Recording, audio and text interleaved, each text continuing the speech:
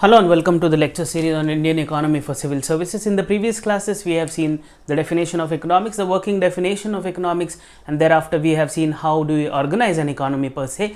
In today's class, I'll be talking about the three important economic systems, namely the capitalist form of an economic system, the state economic system, as well as the mixed economic system. So I hope you have got a sense of all the three in the previous class. If you have not watched that video, I will put the link in the description below, so you can probably go and check that as well.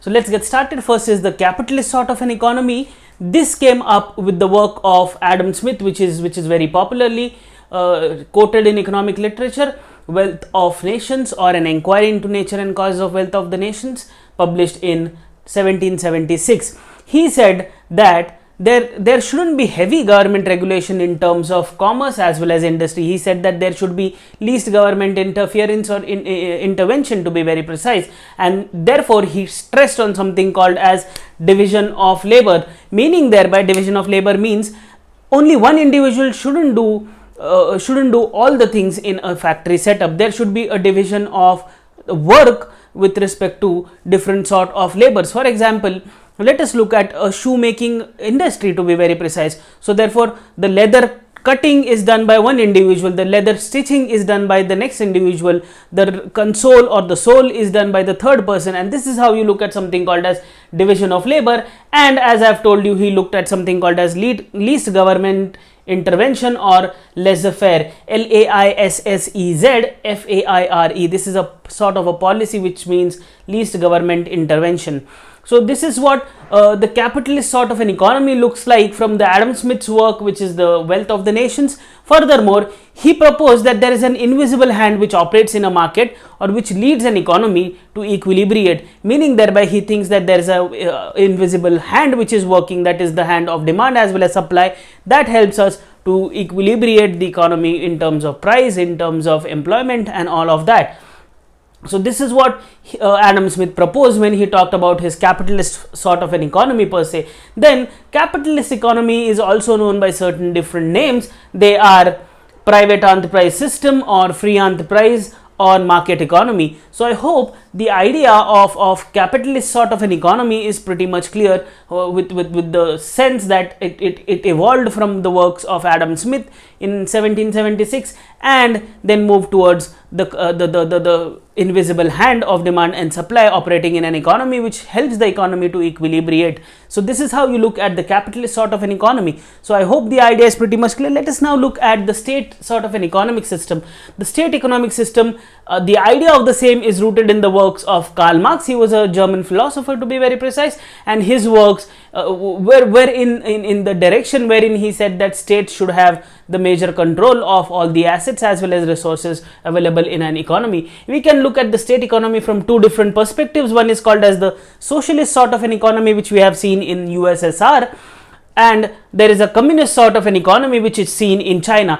So the major distinction between the two is that the socialists say that collective ownership of assets should be there. That means whatever assets which are there in the economy should be collectively owned by the people of the country, to be very precise. On the contrary, when I talk about the communist sort of an economy, which is the Chinese sort of an economy, this means that the state should own everything. That means it is only the Communist Party of China or the People's Communist Party of China which should own all the assets which are available in the economy. So this is the major distinction of the state economy in two different directions. One is talking about the socialist sort of an approach, the other is talking about a communist sort of an approach. So this is what you look at when you look at state economy from the perspective of Karl Marx. Furthermore, this is the kind of economic system that came up in the USSR after the Bolshevik Revolution of 1917. So this is the sort of an economic system which means state economic system, meaning thereby the collective ownership of assets. That means socialist sort of an economic system came up in the USSR after the Bolshevik Revolution of 1917.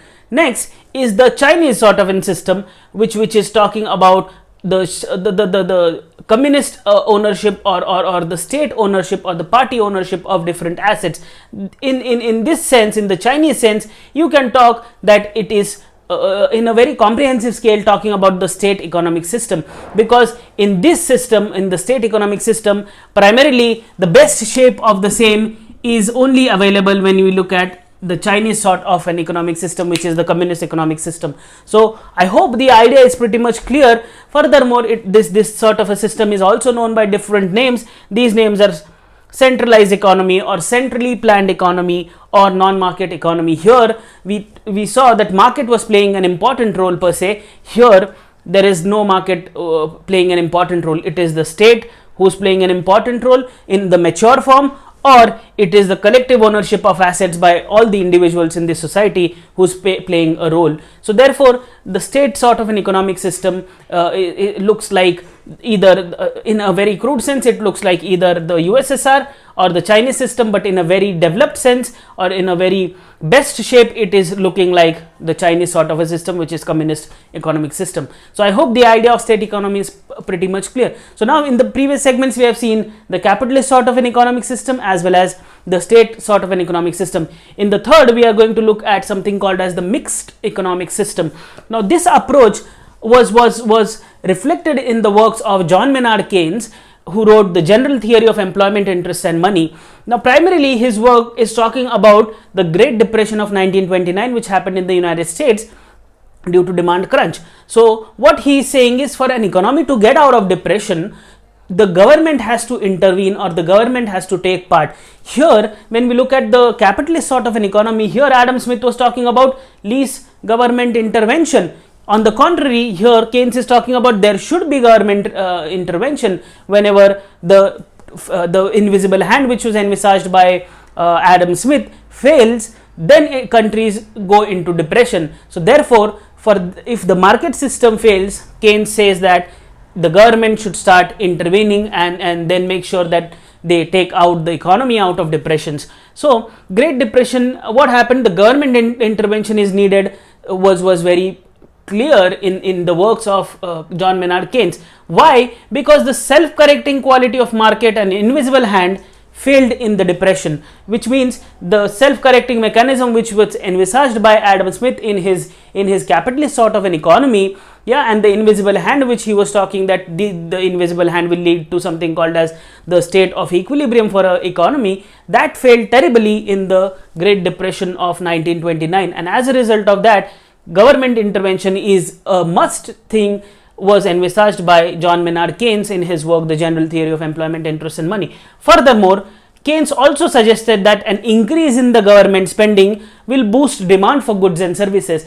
The increase in government spending will boost the demand for goods and services in the economy, and therefore the governments came up with something called as there are certain primary services which the government provide, and these services or goods were termed as public goods. So you see, the public provision of goods in terms of education, in terms of healthcare, we have government hospitals, we have government schools, you have in terms of defense, you have in terms of policing and all of that. So it was John Maynard Keynes's ideology which culminated into a mixed sort of an economic system.